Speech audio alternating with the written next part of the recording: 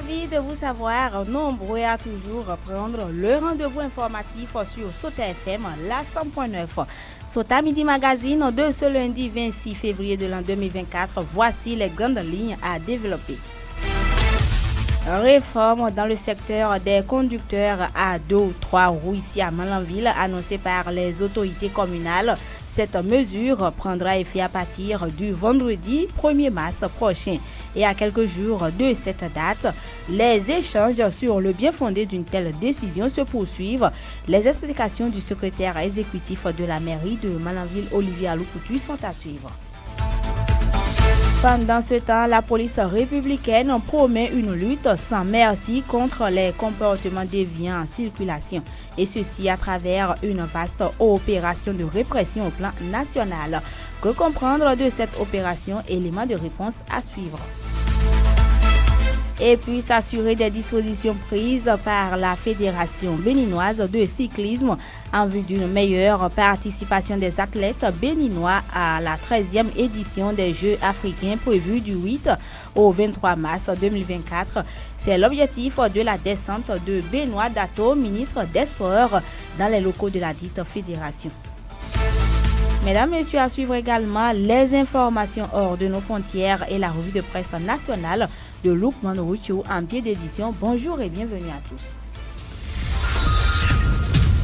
Sota Midi Magazine, le point de l'actualité de la journée sur ta radio. Sota FM, c'est maintenant et tout de suite. Les autorités de la mairie de Malanville ont annoncé depuis plusieurs mois une réforme dans le secteur des conducteurs à 2 ou 3 roues exerçant dans la commune. Cette réforme prend effet à partir du vendredi 1er mars prochain. Et à quelques jours de cette date retenue, le secrétaire exécutif et les autorités policières de Malanville ont tenu une séance pour expliquer une fois encore le bien fondé d'une telle décision. Les échanges ont eu pour cadre la mairie de Malanville ce dimanche 25 février 2024. Je vous invite à suivre un extrait des explications de Olivier Aloucoutu, secrétaire exécutif de la mairie de Malanville.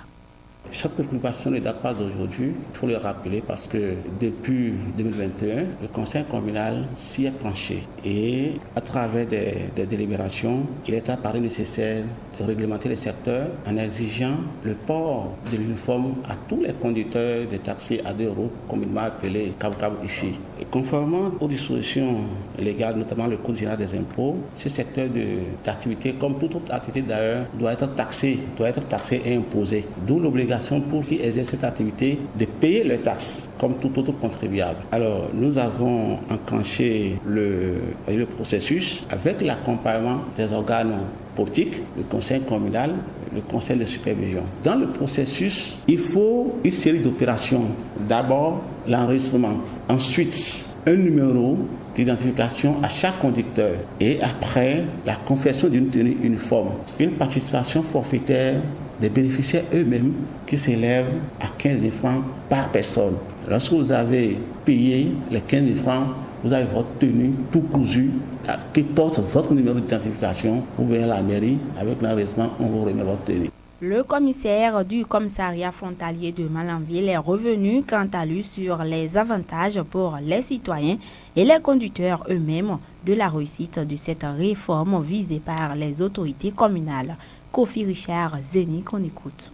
La question de la sécurité est d'abord le principe qu'il faut régler avant de chercher à voir comment les personnes vont vivre. Parce que quand il n'y a pas un cadre sécuritaire garanti, quelle que soit l'activité, il peut y avoir de développement. Et quand on dit sécurité, il faudrait qu'on puisse savoir qui est qui et qui fait quoi. C'est dans ce cas qu'on dit qu'il faut des enregistrements. Pour qu'on sache à telle personne, à tel numéro. Aujourd'hui, on est passé même au niveau de l'état civil national à des numéros personnels où chaque citoyen a un numéro. Mais au sein des corporations, on se fait, moi je suis un homme en uniforme, j'ai un numéro matricule dans le cadre de mon activité. Les fonctionnaires dans leur secteur d'activité ont des références. Pourquoi pas au sein de cette activité aussi.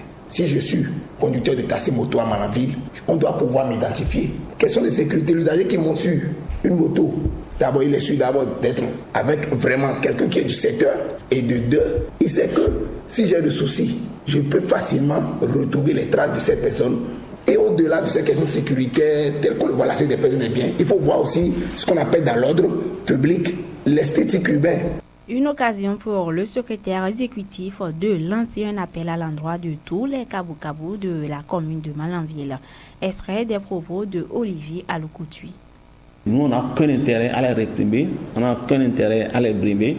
Nous leur demandons simplement de respecter la réglementation en se faisant enregistrer, en se faisant octroyer un numéro, et puis après, la tenue uniforme, évidemment. Donc, moi, je leur demande vraiment de nous aider à les aider. Nous sommes toujours là. Le service qu'ils rendent à la population, c'est un service important. Le déplacement interurbain, nous avons besoin vraiment de les accompagner pour que le service qu'ils rendent à la population, soit offert conformément au texte en vigueur. C'est tout ce que je leur demande, qu'ils nous aident véritablement à les aider. Nous, on n'a aucune intention à réprimer. On n'a aucune intention à les faire du mal. Il faut qu'ils nous accompagnent pour que nous puissions nous tenir les mains dans les mains, comme le dit, pour construire notre chère commune de Malanville. Pendant ce temps, les infractions routières n'auront plus droit de citer sur les axes routiers au Bénin. La police républicaine promet une lutte sans merci contre les comportements déviants en circulation. C'est à travers une vaste opération de répression au plan national. À l'annonce de cette mesure policière, plusieurs voix s'élèvent pour critiquer les actions projetées pour le 1er mars prochain. Et en réaction à la polémique, la police républicaine apporte quelques explications et apaise l'opinion. Le commissaire-major de police, Eric Ouirima, chef de la cellule de communication et porte-parole de la police républicaine, justifie les objectifs de cette opération.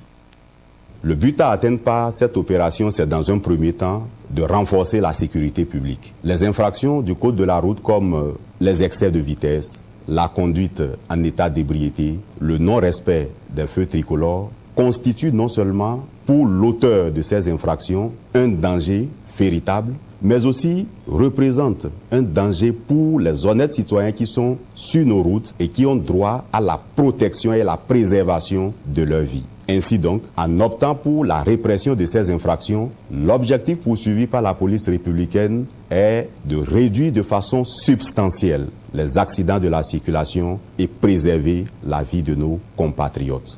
Aussi, convient-il de souligner que l'objectif poursuivi par cette opération, c'est d'améliorer le taux d'élucidation de certaines enquêtes. L'étude des modus operandi des hors-la-loi révèle que ces derniers, après la commission de leur basse besogne, utilisent des engins à 2 roues pour pouvoir se replier beaucoup plus facilement. Ces engins étant dépourvus de plaques d'immatriculation, il devient quasiment impossible de les identifier de façon formelle, quand bien même des témoins oculaires les aperçoivent en train de partir. Dans ces conditions, bien d'enquêtes se retrouvent dans l'impasse. Dans la foulée, il était annoncé au nombre des infractions la circulation des engins à deux roues sans plaque d'immatriculation, mais pour certaines raisons, ce défaut de plaque ne sera pas réprimé. Cette fois-ci, rassure le porte-parole de la police républicaine, Eric Ouirima. Pour le compte de cette campagne de répression des infractions du Code de la route, la police républicaine a décidé de ne pas inclure pour l'instant la répression pour défaut de plaque d'immatriculation. Ceci permettra aux citoyens d'avoir plus de temps pour se mettre au pas. De même, il a été constaté que certains citoyens, quand bien même ils ont déjà accompli toutes les formalités et que les plaques sont prêtes, ils traînent les pas pour aller les chercher parce qu'aucune contrainte n'est encore attachée à cela. C'est l'occasion pour moi de les exhorter vivement à aller chercher leur plaque d'immatriculation. Autre volet de l'actualité dans ce 13h, ouverture à Dassazoumé la semaine écoulée d'un atelier d'information et de formation des directeurs et points focaux des 10 nouvelles radios sur le partenariat du projet d'inclusion des jeunes en abrégé Prodige. Pendant 4 jours, les journalistes se sont familiarisés avec de nouveaux outils de communication. La composante numéro 1 du projet Prodige, qu'est Azolé Séraphin Adindaï, le chef antenne ANPE de Dassazoumé à l'ouverture des travaux. Votre contribution sera d'une part très importante dans la mise en œuvre de ce projet dénommé Projet Inclusion des Jeunes dans son volet Azoli. Il s'agit de porter l'information au fin fond de notre pays afin que les jeunes qui sont les cibles de ce projet puissent être informés et saisir l'opportunité que le gouvernement a bien voulu mettre à leur disposition. Je vous sais capable parce que vous avez toujours montré votre disponibilité à nous accompagner. Je voudrais vous demander de vous mobiliser davantage afin que l'espoir qui est porté sur nous en tant que partenaires de ce projet puisse être à la hauteur des autorités qui nous ont confié la mission. Le représentant du ministre des Petites et Moyennes Entreprises et de la Promotion de l'Emploi présent à cette séance a rappelé l'importance du dispositif Azoli et de la place qu'il occupe pour le gouvernement. Suivez un extrait de ses propos. L'importance qu'accorde le ministre des PME, M. Modeste Kérékou, à cette activité qui est capitale, non seulement pour l'emploi, mais aussi pour le gouvernement du président Talon. C'est des travaux techniques. On n'est plus à la parole, on doit vraiment travailler techniquement pour atteindre les résultats. Nous en avons besoin, les jeunes en ont besoin parce que vraiment, ils sont confrontés à beaucoup de difficultés. Nous comptons sur le projet Azoli pour pouvoir les sortir du chômage et les faire entrer des emplois techniques bien rémunérés. Je voudrais vous remercier au nom du ministre des PME. Je suis sûr de la qualité des travaux. Sota Info Midi, le point de l'actualité sur ta radio. Je vous l'avais annoncé dans les titres, en prélude à la participation du Bénin à la 13e édition des Jeux africains prévus à Accra au Ghana du 8 au 23 mars 2024. Le ministre des Sports du Bénin a effectué une visite dans les locaux de la Fédération béninoise de cyclisme jeudi 22 février dernier. Objectif, s'assurer des dispositions prises par la fédération en vue d'une meilleure participation des athlètes béninois. Et face aux athlètes, le patron des sports béninois a réitéré une fois encore le soutien du gouvernement de Patrice Talon aux diverses initiatives de la Fédération. Benoît Dato, qu'on écoute. Nous avons beaucoup d'ambition. Aujourd'hui, nous allons changer les choses. On est en train de structurer, on est en train de restructurer tout autour de nous pour que ça marche mieux. Pour que ça marche mieux, il faut que nous, au niveau du ministère, qu'on joue pleinement notre partition. Ici, ça manage bien. Donc, de l'autre côté, il faut qu'on joue notre partition pour que vous soyez dans les meilleures conditions pour pouvoir compétir.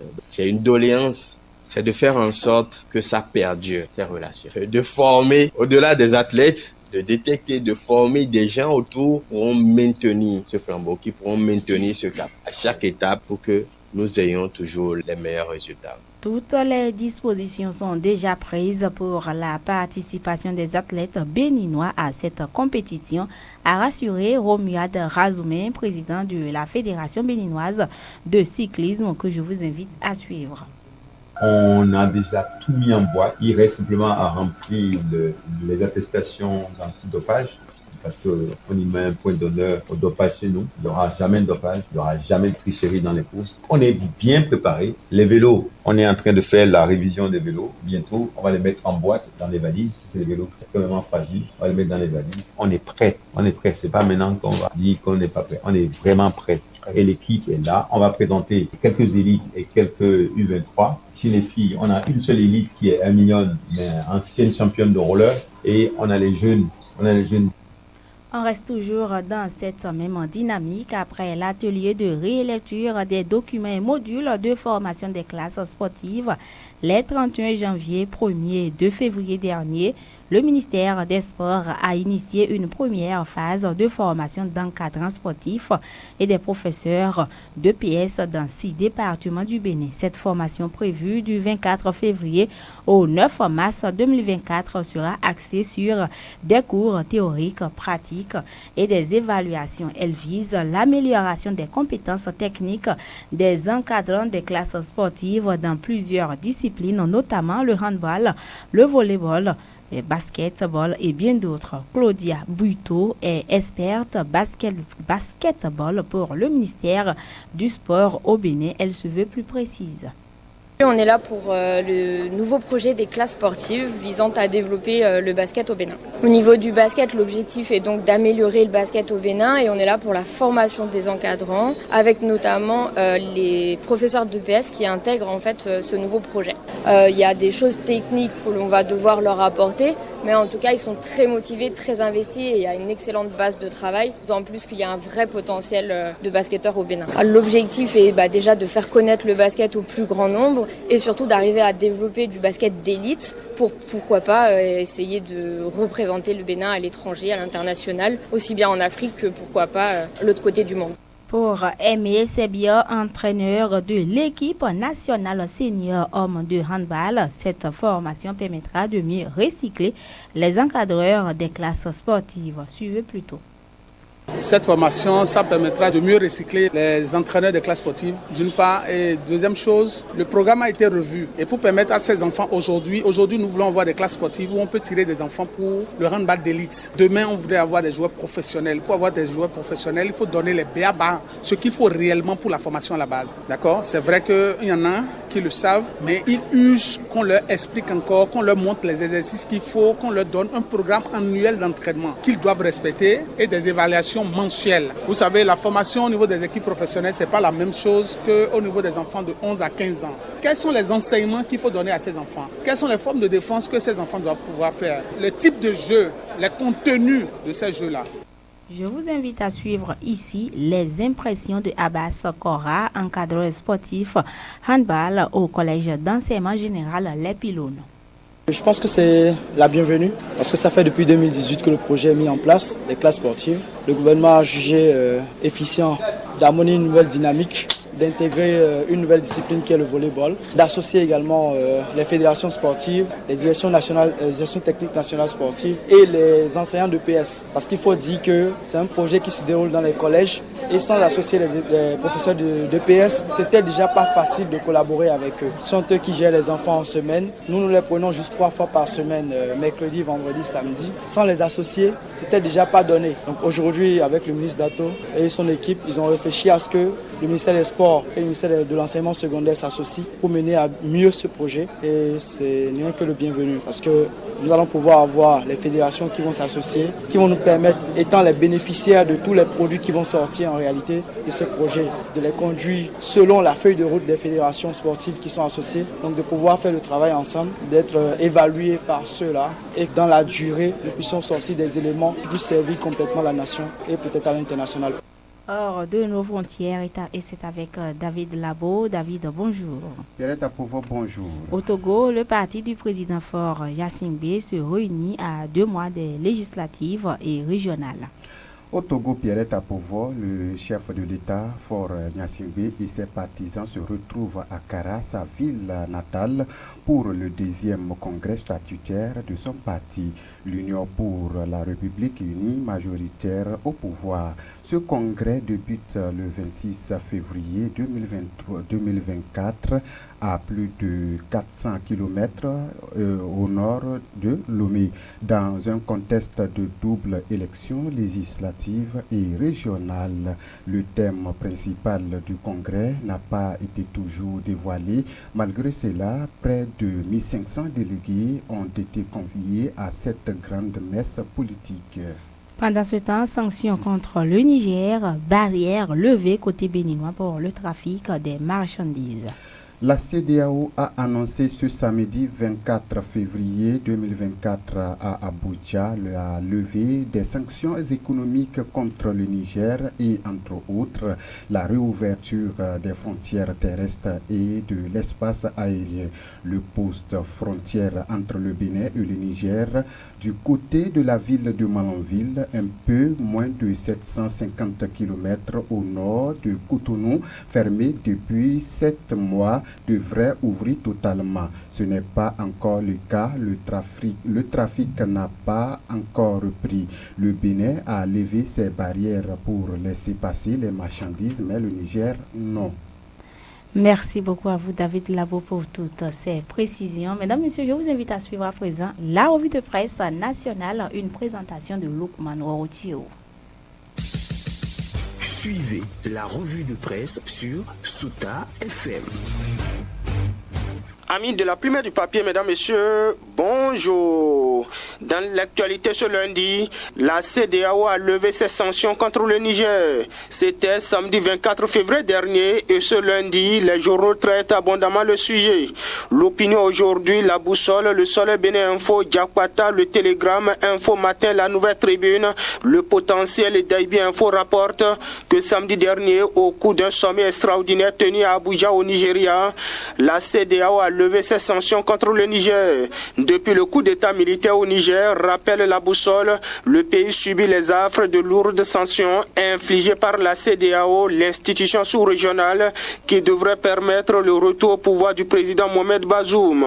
Mais force est de constater que les putschistes ont tenu bon, commente le journal pour lequel ils ont fait preuve d'une résilience inattendue, surtout à la solidarité des jeunes sœurs au pouvoir au Mali et au Burkina Faso. Et donc, après les tergiversations du syndicat des chefs d'État contre le Niger, la CEDEAO abdique et fait lever immédiatement les sanctions, écrit en titre le journal. Oui, la CEDEAO capitule, renchérit le pays émergent qui publie l'appel du président Ahmed Bola Tinubu du Nigeria au pays de l'Alliance des États du Sahel. Alors, pour Quotidien L'Opinion aujourd'hui, on s'achemine vers la reprise du dialogue avec les trois régimes militaires. Le Soleil Bénin Info n'en dira pas le contraire lorsqu'il estime qu'avec la levée des sanctions contre le Niger, la CEDEAO se fait harakiri. C'est pour Phoenix Info, ce sont de fortes décisions issues de la session extraordinaire d'Abuja. Diakwata place la CEDEAO entre faiblesse et renforcement de la communauté. Mais CEDEAO, tout ça pour ça, s'étonne Info Matin. Le journal pense que l'instance sous-régionale a ravalé honteusement ses vomissures. Mon confrère trouve la nécessité de réformer la CEDEAO pour la rendre plus forte. En attendant, la Nouvelle Tribune renseigne que malgré la levée des sanctions, la frontière Bénin-Niger reste fermée. Et c'est dans ce contexte qu'un homme a tenté samedi dernier de forcer le passage à la frontière Bénin-Niger, mais rapporte la boussole, il a été abattu par les militaires nigériens. Sans commentaire dans le reste, retour au Bénin, le Potentiel rapporte que les députés retournent au Parlement ce jour. Suspendu mercredi dernier, quelques heures après son ouverture, la première session extraordinaire de l'Assemblée nationale pour le compte de l'année 2024 va reprendre aujourd'hui lundi 26 février comme prévu.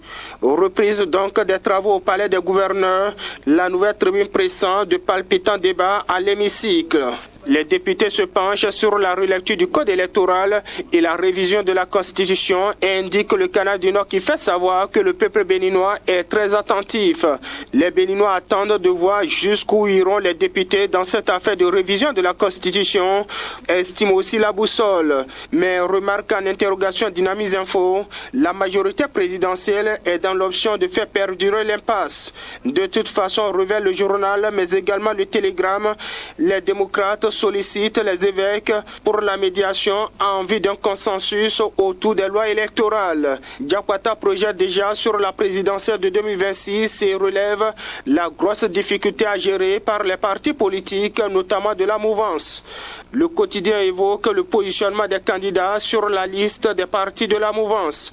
Et déjà, le pays émergent constate une guerre de leadership à l'Union progressiste Le Renouveau dans la 6e circonscription électorale. Victor Tokpanou, Valentin Aditi Houdé, Angelo Awanjinou, Omer Gbeignon, Léopold Zinsou. C'est le clash, fait savoir le journal qui pointe du doigt Maître Joseph Diogbenou au banc des accusés. Des militants émigrent déjà vers le parti Les Démocrates, informe la publication. Et pendant ce temps fait divers pour ainsi finir, le Soleil Bénin Info rapporte qu'un proche d'Olivier Boko échappe de justesse à un empoisonnement. Samedi dernier, invité à une cérémonie de réjouissance, alors qu'il s'apprêtait à prendre un verre d'apéritif comme tous les autres convives, son verre en plastique a subitement commencé à se dilater, provoquant la fuite du liquide sur la table. Le reste du contenu du verre a été servi à un cabri qui a succombé quelque temps après, rapporte le journal qui crie à une tentative d'empoisonnement. Voilà, mesdames, messieurs, ainsi va l'essentiel de l'actualité, tel que traité par les publications ce lundi. Fin de cette revue. Merci de m'avoir suivi. À demain.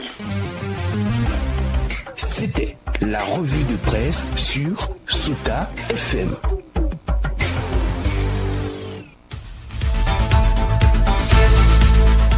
messieurs, ce sera également tout pour cette édition. Merci de nous avoir suivis. Pierrette Abouba devant ce micro, Aboubakar Doko aux manipulations techniques. À l'édition, on retrouve Ousmane Tinouala, suivi juste après moi la chronique du jour, une présentation de Alassane Sanibia. C'était Sota Midi Magazine, le rendez-vous informatif de la mi-journée sur Sota FM, la radio de l'espoir. Merci pour votre fidélité. La chronique en français facile sur Sota FM. Alassane Sani Bio.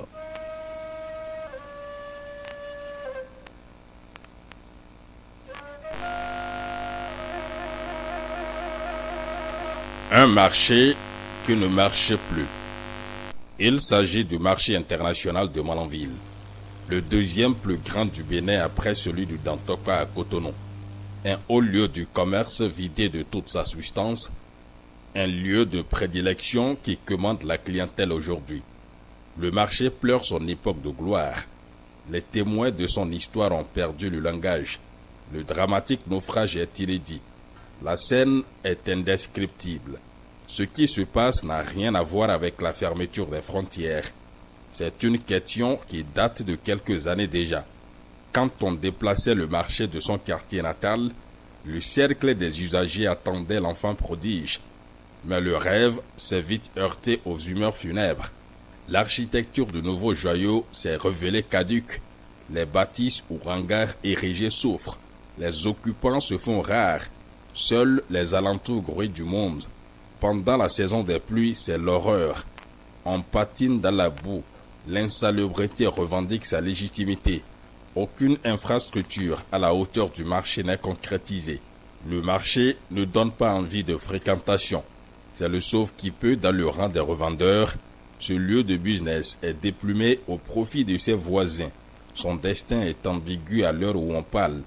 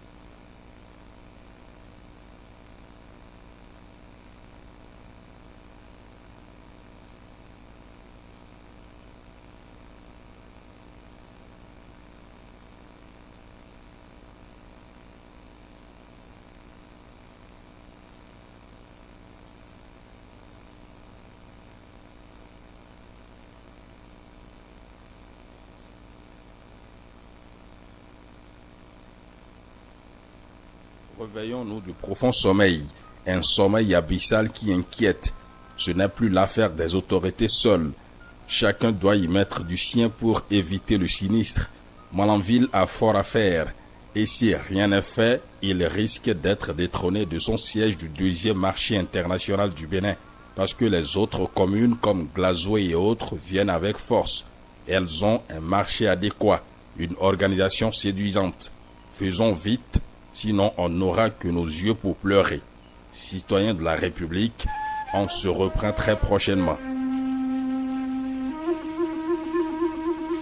C'était la chronique en français facile sur Sota FM. Dans la Liborie, la différence a un nom.